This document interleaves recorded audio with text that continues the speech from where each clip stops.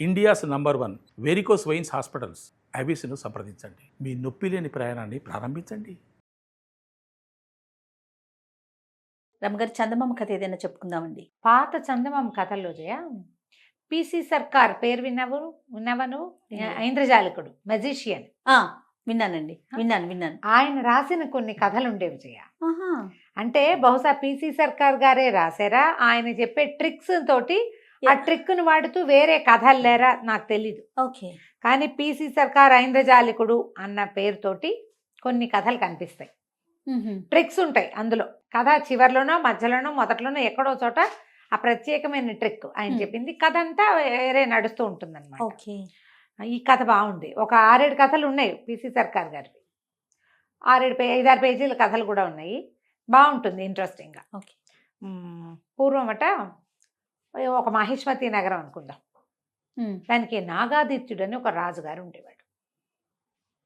రాజు చాలా సమర్థుడు, తెలివైనవాడు, మంచి గట్టివాడు. ఆయనకి రాజవతి దేవని భార్య, దేవాదిత్యుడని కుమారుడు. ఓకే. నాగాదిత్యుడికి దేవాదిత్యుడని కొడుకు. అయితే వీళ్ళకి ఆ మహిష్మతి నగరానికి చుట్టుపక్కల పెద్ద పెద్ద అడవులు ఉండేవి. ఈ రాజుకి చాలా మృగయ వినోదం ఎక్కువ, మృగయ వ్యసని. ఆయన వేటాడడం అంటే మంచి ఇష్టం. అయితే దీనికి ఏంటంటే ఒక పక్కగా డాకినీ వనం అని ఒక వనం ఉందట.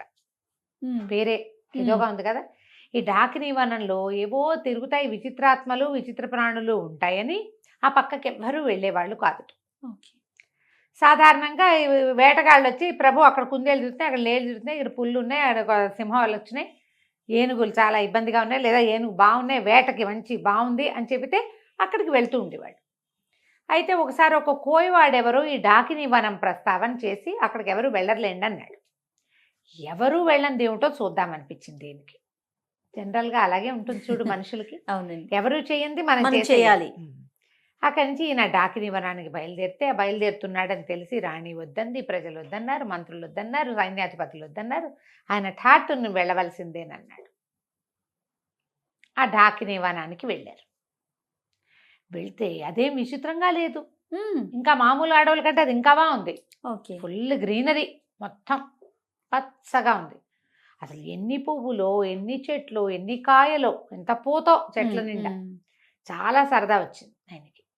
అయితే ఏమైంది, ఈయన వేటాడడానికి వెళ్ళాడు లోపలికి. వేటకి ఏం కనపడలా, అంత ఆకుపచ్చగా ఆహ్లాదభరితంగా ఉంది.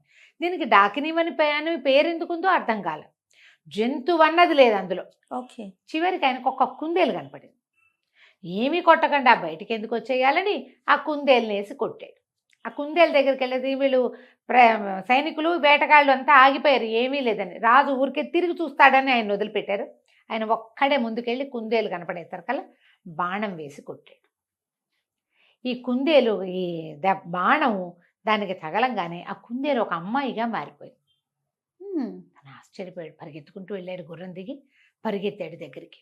తీరా చూస్తే ఆ బాణం పట్టుకుని కూర్చునింది ఒక అమ్మాయి అక్కడ. ఎవరు ఏమిటంటే, నేను ఈ అడవిలో ఉంటాను, నాకు ఆ నచ్చిన రూపంలో తిరుగుతాను, ఈ వనం మాదేను అని చెప్పింది. చెప్తే సరే ఆయన మైమరిచిపోయాడు ఆ అమ్మాయిని చూసి. ఆవిడ ఎంత అందంగా ఉందో, నాతో రా, మా ఇంటికి రమ్మని అడిగాడు. అడిగితే సరే నన్ను వివాహం చేసుకుంటానంటే వస్తాను. బాగుంది. సురసుందరి ఆ అమ్మాయి పేరు. ఆ సురసుందరి పూర్వోత్తరము అడవిలో ఎందుకుంది, వాళ్ళ అమ్మేది, నాన్నేది, అమ్మ నాన్న ఎక్కడన్నారు, అక్క చెల్లి ఉన్నారా, వీళ్ళకి రాజ్యం ఉందా లేదా, వీళ్ళు ఏం తిని బతుకుతారు, ఏమీ అడగల. పిల్ల నచ్చింది, వచ్చేయమన్నాడు, అంతే. అంతే. వచ్చేసింది. వచ్చాక అంగరంగ వైభవంగా పెళ్లి చేసుకున్నాడు. ఇక సురసుందరిదే లోకం. భార్య రాజవతీదేవి మొహం గిట్టడం మానేసింది ఆయనకి. గిట్టట్లేదు మొహం. పిల్లాన్ని చూస్తే విసుగు. ఒక 5-6 సంవత్సరాలు ఉన్నాయి. ఏమీ వాడి వైపు తలకాయ తిప్పి చూసేవాడు కాదు. ప్రజలంతా ఆశ్చర్యపోయారు. ఆవిడ అందానికి అందరూ మైమర్చిపోతున్నారు. కానీ ఇదేమిటి, ఆ పెద్దరాణిని, లోకంలో 2వ పెళ్ళిళ్ళు సహజం, మామూలు వాళ్ళే చేసుకుంటారు. రాజుగారు 2వ పెళ్లి చేసుకోవడం విచిత్రమేం కాదు. కానీ భార్యని సరిగ్గా చూసుకోకపోవడం ఉంది చూడు, అది వింతగా ఉంది. ఆయన చీదరించుకునేవాడు ఆవిడ్ని. కొన్నాళ్ళకి సురసుందరికి కూడా ఓ కొడుకు పుట్టాడు. కొడుకు పుట్టిన తర్వాత వీళ్ళంతా ఏం చెప్పుకున్నారు, ఇంకేముంది, సురసుందరి కొడుకే రాజ్యం వస్తుందంటే పెద్దరాణి గారి కొడుకు ఎందుకు ఊరుకుంటాడు, 7 ఏళ్ల వాడు. చిన్న పిల్లాడికి 20 ఏళ్ళు వచ్చేసరికి వాడికి పెద్దవాడికి 27 వస్తాయి. వాడు ఒప్పుకుంటాడా? ప్రజల్నిలో తిరుగుబాటు తేడు. అక్కడి నుంచి ఆ సురసుందరికి పుట్టేసింది, ఎలాగైనా సరే ఈ కుర్రాన్ని మా తల్లిని ఊళ్ళో ఉండనివ్వకూడదు, వాళ్ళు ఉంటే నాకు ఉండబుద్ధి కావట్లేదు, వాడిని చూస్తే నాకు భయం వేస్తోంది అని ఈ భర్తని బాగా ఎక్కేసేసరికి ఈయన ఆలోచించి ఒకరోజు దేశ బహిష్కారం విధించేశాడు.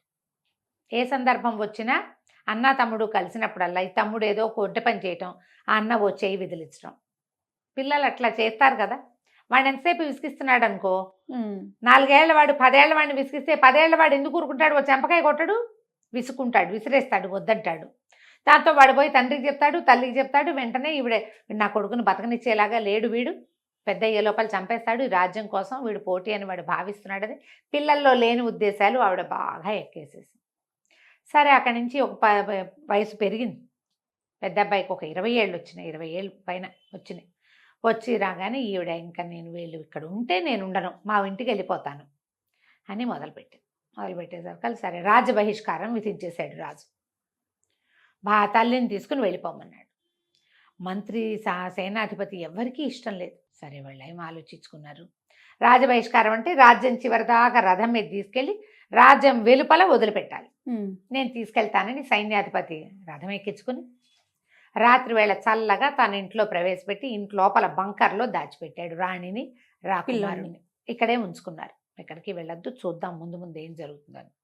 ఈ మంత్రి గారికి ఎలాగైనా ఈ సురసుందరిని అడ్డం తొలగించేసేయాలని ఉంది. ఈవిడ వల్లే ప్రాబ్లమ్స్. ఆయన ఎంతసేపు ఆవిడ చుట్టూతానే తిరుగుతాడు.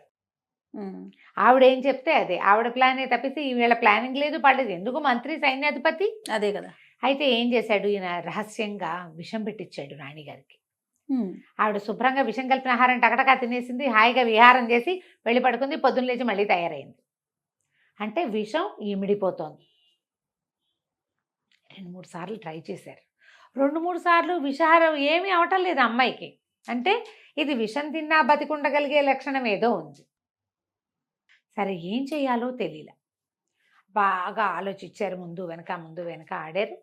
అక్కడి నుంచి ఈ సైన్యాధిపతి అన్నాడు, పంపించేయటానికి లేదా చంపేయటానికి ఏం మార్గం దొరుకుతుందో చూద్దామని సైన్యాధిపతి ఏం చేశాడు, వీళ్ళకి ఇంతకుముందు కొన్ని ఏళ్ల క్రితం మంత్రిగా ఉన్న ఒక ఆయన తపస్సు చేసుకోవటానికి వెళ్ళిపోయాడు. ఆయనకి కొన్ని దైవశక్తులు ఉండేవని చెప్పుకునేవాడు. అయితే తండ్రి గారి కాలంలో ఆయన రాజపాలనకి సహాయం చేసేవాడు. ఆయన ఎక్కడో తపస్సు చేసుకుంటున్నాడు. సరే నేను ఆయన్ని వెతుక్కుని వస్తాను, రాకుమారుడు మా ఇంట్లో సేఫ్గా ఉంటాడు, మీకేం భయం లేదు, చూస్తూ ఉండండి ఈవిడ ఏం చేయొచ్చు. ఈవిడ ఈ లోపల చిన్న కొడుకు పట్టాభిషేకానికి ప్రయత్నం చేయించడం మొదలుపెట్టింది. ఈ మన సైన్యాధిపతి ఆ గురువు గారిని వెతుక్కుంటూ ఇక వెళ్ళాడు ఎక్కడికో. ఊరి పొలిమేరలు కూడా దాటిపోయి నగరం పొలిమేరలు దాటి బోల్డని కొండలు, అడవులు అవి ఉండే కదా, అడవులు కూడా దాటాక కొన్ని కొండలు ఉన్నాయి. ఆ గుహల్లో ఎక్కడైనా ఆయన ఉండొచ్చు అని చెప్పేసి అక్కడికి వెళ్ళేసరికి ఇతనికి ఆయన దొరికాడు, ఋషి. ఆయన ఎన్నేళ్ల నుంచో దాదాపుగా 30-40 సంవత్సరాల నుంచి ఆ కొండ గుహలో ఉండి తపస్సు చేసుకుంటున్నారు. ఈ సైన్యాధిపతి చిన్న పిల్లాడప్పుడు ఆయన వెళ్ళిపోయాడు. కనిపించేసరికల్లా నేను వెళ్ళి ఆయన పాదాలు పట్టుకుని, స్వామి మీరు సహాయం చేయాలి, మహిష్మతి నగరం మట్టిలో కలిసిపోయేలాగా ఉంది. ఎవరో ఒక స్త్రీని రాజు ఢాకినీ వనం నుంచి తెచ్చాడు. అప్పటి నుంచి కష్టాలు మొదలైనాయి. రాణిగారి మొహం చూడలేదు, మరి రాకుమారుడి మొహము చూడటం లేదు. దేశ బహిష్కారం విధించేశాడు. వాళ్ళని నేను దాచిపెట్టాను. రాణికి విషం పెట్టినా ఆవిడ చావడం లేదు. ఏం జరుగుతుందో మాకు అర్థం కావట్లేదు, నగరం విధ్వంసం అయిపోయేలాగా ఉంది. సరే అక్కడి నుంచి ఏం చేశారు, ఈయన బాగా జ్ఞాన దృష్టితోటి ఆలోచించి ఏం చెప్పాడంటే, ఆమె నిజంగా ఢాకినే రాజుని వశం చేసుకుంది మంత్రశక్తితోటి. ఆయనకి భార్య కొడుకు అక్కర్లా, మీరు ఎవరేం చెప్పినా విండు, ఆవిడేం చెప్పినా వింటాడు. అదే జరుగుతోంది. ఈ అమ్మాయి ఏ ఢాకినీ వనంలో అయితే ఈ అమ్మాయి ఇచ్చిందో ఆ ఢాకినీ వనంలో ఒక పెద్ద చెట్టు ఉంది, 12 ఊడలున్న మర్రి చెట్టు. చాలా చెట్లు ఉన్నాయి అక్కడ. 12 ఊడలున్న మర్రి చెట్టుకు వెళ్ళాలి. ఆ మర్రి చెట్టు తొర్రలో ఒక వెండి దబ్బనం ఉంటుంది. ఆ దబ్బనమే ఆ అమ్మాయిని చంపగలిగే శక్తి ఉన్నది. ఢాకిని చంపగలిగేదాన్ని వాళ్ళు ఆ వనంలో దాచిపెట్టి ఢాకిన్లందరూ దాన్ని కాపలా కాసుకుంటున్నారు. ఇన్నేళ్ల నుంచి ఎవ్వరూ ఆ వనంలో ప్రవేశించాల. రాజు అందులోకి వెళ్ళాడు, ఆమెకు వశమైపోయాడు. ఆ దెబ్బనం తెచ్చి కాలు మీద పాదం మీద పొడిస్తే చస్తుంది. అది ఎట్లా చేయాలి? ఎవరు చేయాలి? ఎవరు చేయాలి? అక్కడి నుంచి ఇతను అన్నాడు, సరే ప్రయత్నం చేస్తా అని చెప్పి అక్కడి నుంచి బయటకు వచ్చాడు. వచ్చి ఇప్పుడు డాకిని వనం వెళ్ళాలంటే మొత్తం ఈ నడిచిందంతా మళ్ళీ వెనక్కి వెళ్ళాలా? అందులోకి వెళ్తే అక్కడ ఏం ప్రాబ్లమ్స్ వస్తాయో తెలియదు. సరే వెనక్కి వచ్చి మంత్రి గారికి ఈ విషయం చెప్పి సైన్యాధిపతే స్వయంగా డాకిని వనానికి వెళ్ళాడు. పగటిపూట వెళ్ళాడు. అది అమావాస్య కాకూడదు, మంగళవారం కాకూడదు, ఇట్లా మంచి రోజులు చూసుకుని, అవన్నీ కొత్త కొత్త సమస్యలు వస్తాయి. మంగళవారం కాకుండా అమావాస్య కాకుండా చూసుకుని వెళ్ళాడు. వెళ్ళి ఆ బోలెడన్ని మర్రి చెట్లు వెతికి చివరికి ఆ 12 ఊడలున్న మర్రి చెట్టు త్వరలో చేయి పెడితే ఇంత పొడుగు దప్పనం దొరికింది, ఇంత వెండిది. అది పట్టుకొచ్చాక సరే ఇంటికి వచ్చేసాడు. ఈ లోపల ఏమైంది, ఈవిడ తనకు విషం పెడుతున్నారు అది కానీ తెలుసుకుంది. ఆవిడ తెలుసుకుంది. అక్కడి నుంచి రాకుమారుడు బయటికి వెళ్ళలేదని, ఊళ్ళోనే ఎక్కడో దాక్కున్నాడని వాసన పసిగట్టేసింది. అన్ని ఇళ్ళు సోదా చేయించి సైన్యాధిపతి ఇంట్లో నుంచి బయటికి తీసుకొచ్చేశారు. సైన్యాధిపతి ఇంటికి వచ్చేసరికి కల్లా రాకుమారుడు పట్టుబడిపోయాడు. దాంతో ఆవిడేమంది, వీడికి ఊరేయాలి, ఊరి శిక్ష, కుర్రాడికి ఊరి శిక్ష వేస్తే కానీ కుదరదు. దేశ బహిష్కారం ఏమిటి? దేశ బహిష్కార శిక్షని ఉల్లంఘించినందుకు శిక్ష ఊరి. బాగుంది. దేశ బహిష్కారం వెళ్ళిపోయి ఉంటే ఏం బాగుండేది, వెళ్ళలా, ఊళ్ళోనే ఉన్నాడు. రాజుగారు వేసిన శిక్షని ఉల్లంఘించాడు కదా, ఉల్లంఘించిన వాడికి శిక్ష ఏమిటి? ఊరి. సరే ఇంకేం చేస్తారు? సైన్యాధిపతి రావాలన్నారు. సైన్యాధిపతి వచ్చాడు. ఏం చేయాలో తెలియలా. మంత్రి కాళ్ళు చేతులు ఉనికిపోతున్నాయి ఆయనకి. ఇంకేముంది, ఇక అయిపోయింది. ఊరి శిక్ష వేస్తే పిల్లాడు ఇంకా దక్కేది లేదు. రాజు ఇలా పిచ్చిగానే ఉంటాడు. ఒకవేళ రేపొద్దున ఈవిని చంపేసిన ఉత్తరాధికారి ఏడి రాజ్యానికి? అప్పుడేం చేస్తారు? సరే సైన్యాధిపతి ఆయనకి ఒక స్నేహితుడు ఉన్నాడు. ఈయన ఇంట్లో ఉంటే ఏడుస్తే రాజుగారు రాణిగారు బాధపడుతుందని ఆ స్నేహితుడి ఇంటికి పోయి అక్కడ చాలా దుఃఖించాడు. ఏం చేయాలి, ఇంత ప్రయత్నం చేశాం రాజకుమారుడిని రక్షించడానికి. చిన్నపిల్లాడు, 20 ఏళ్లవాడు. ఏదో యుద్ధ విద్యలు అవి కొద్దిగా నేర్చుకున్నాడు. తండ్రి నిరాదరణ వల్ల అతను తెలివైన వాడైనా పెద్దగా ఏమీ చేయలేకపోయాడు. మేము ట్రైనింగ్ తీర్చుకుంటే రాజుగారు అబ్బాయి రాజు అవుతాడు అనేసరికల్లా ఆ స్నేహితుడు, అతను ఒక మెజిషియన్, ఏమనాలి దాన్ని, ఇంద్రజాలిక, మంచి ఐడియాలు ఉన్నాయి. అతను అన్నాడు, ఈ సమస్య చాలా సులువుగా పరిష్కారం అవుతుంది, నేను చెప్తాను ఒక ఐడియా అని చెప్పి అతను ఒక ఐడియా ఇచ్చాడు సైన్యాధిపతి.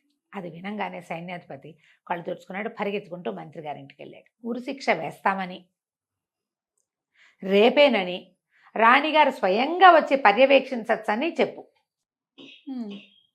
నా దగ్గర ఒక మంచి ఐడియా ఉంది. నా స్నేహితుడు ఇచ్చిన ఐడియా ప్రకారం ఇది వర్కౌట్ చేస్తే ఆవిడ పీడ విరగడవుతుంది. నేను దెబ్బనని తెచ్చా, దాన్ని ఏం చేయాలో ఆ రోజు చేద్దాం అనేసరికల్లా 3 రోజుల్లో ముహూర్తం పెట్టారు. యువరాజుకి ఊరి శిక్ష. కొంతమంది ప్రజలు వాళ్ళు వీళ్ళు చేరారు. సైన్యాధిపతి మంత్రి ఏమన్నారంటే, ఇట్లా పెద్ద శిక్షను ఉల్లంఘించిన వాడిని మన రాజు రాణి సమక్షంలో తీయాలి, మీరు అక్కడ నుంచుంటే ఉరిదీస్తాం మీకు మీ ముందు అంటే ఈవిడ సంతోషించింది. తనకి రాజ్యానికి అడ్డం తొలగిపోతుంది, ఈ రాజ్యం అంతా డాకిని హస్తగతం అయిపోతుంది, అదే కదా కావాలి. సరే ఏం చేసింది, వచ్చి ఎదురుగుండా నిలబడింది. ఈ కుర్రాన్ని ఒక గోడ వారగా నిలబెట్టారు, ఒక గోడ దగ్గర నిలబెట్టారు. సరే ఏం చేశారు, ఇట్లా పైనుంచి వేళ్లాడేది కాకుండా అట్నుంచి పోతాడు ఇట్నుంచి పోతాడు, 2 తాళ్ళు మెడకేశారు. ఓకే, 2 తాళ్ళు మెడకి వేయబడి ఉన్నాయి. అటొకడు ఇటొకడు పట్టుకుని లాగుతారు ఊరేయటానికి అనమాట. వెరైటీ శిక్ష. ఈవిడేం చేసింది, దీని దగ్గర నిలబడింది. సరే కనపడుతుంది రాజకుమారుడు 2 చేతులు వెనక్కి పెట్టుకుని ఉన్నాడు. చేతులు కట్టేసినట్టు కనపడుతుంది కానీ కట్టల, 2 చేతులు వెనకాల పెట్టుకుని నుంచున్నాడు. ఆ అబ్బాయికి అట్లా బోధించారు. సరే ఆవిడ ఇంకా దగ్గరకు వచ్చి ఆ చచ్చిపోయేటప్పుడు వాడి ముఖంలో ఉన్న ప్రేత కళ చూద్దాం అనుకుంది ఆవిడ. ఈ అటు ఇటు 2 సైనికులు నిలబడ్డారు కదా, ఈ మధ్యలో రాకుమారుని నుంచోబెట్టారు తాళ్ళేసి. ఇద్దరు చెరో పక్కన తాళ్ళు లాగారు. తాళ్ళు లాగేసరికల్లా ఈ 2 తాళ్ళు వాడి మెడకి బిగుసుకోకుండా 2 తాళ్ళు ఒకటికొకటి పట్టుకుని పక్కకి వెళ్ళిపోయినాయి. రాకుమారుడు ఒక్కసారి ముందుకు పడ్డట్టుగా పడ్డాడు. ఈ పడ్డం ఎట్లా పడ్డాడు, ఆవిడ నుంచునుంది కదా చిన్నరాణి ఎదురుగుండా, ఆమె ముందు సాష్టాంగ పడినట్టు పడ్డాడు. పడంగానే ఈ బొడ్లో నుంచి ఆ దెబ్బనం తీసి ఆమె పాదం మీద గుచ్చేసాడు. అబ్బా ఆ తాళ్ళు వాళ్ళు వేసిన హుక్ ముడి అలా వేశారు. అట్లా వేశారు. ఆ మెజిషియన్ చెప్పిన ట్రిక్ అది. ఇప్పుడు రెండు ఇదేసాము, ఇట్లా లూప్ లాగా వేసాము.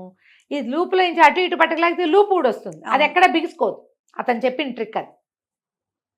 ముందుకు పడి ఎప్పుడైతే ఇది పొడిచేశాడో ఈ రాణిగారు పెద్ద కేక పెట్టింది. పిచ్చెక్కినట్టు అరిచి చచ్చిపోయింది. పడిపోయింది కానీ అస్థిపంజరంలో అయిపోయిందట.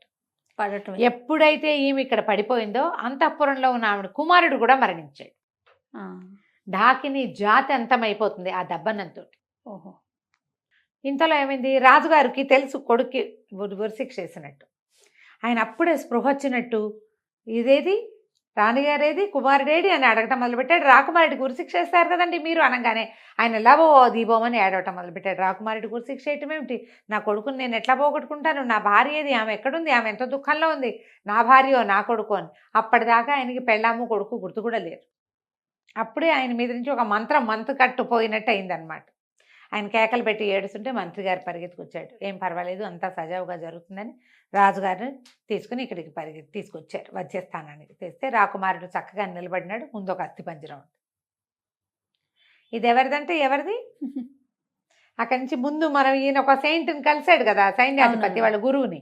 ఆయన ఏం చెప్పాడంటే ఎప్పుడైతే ఈ అమ్మాయి ఆవిడ మరణిస్తుందో వెంటనే ఆ అస్థిపంజరాలని భూస్థాపితం చేసేసేయండి, పైకి రానివ్వకండి. అంటే 50 అడుగుల లోతున ఒక నుయ్యిలాగా తవ్వి ఆమెది కుమారుడివి ఇద్దరివి అస్థిపంజరాలు అందులో వేసేసి బస్తాల కొద్దీ ఉప్పు పోసి దాన్ని మూసేసి దాని మీద ఒక మామిడి చెట్టుని పాతిపెట్టారు.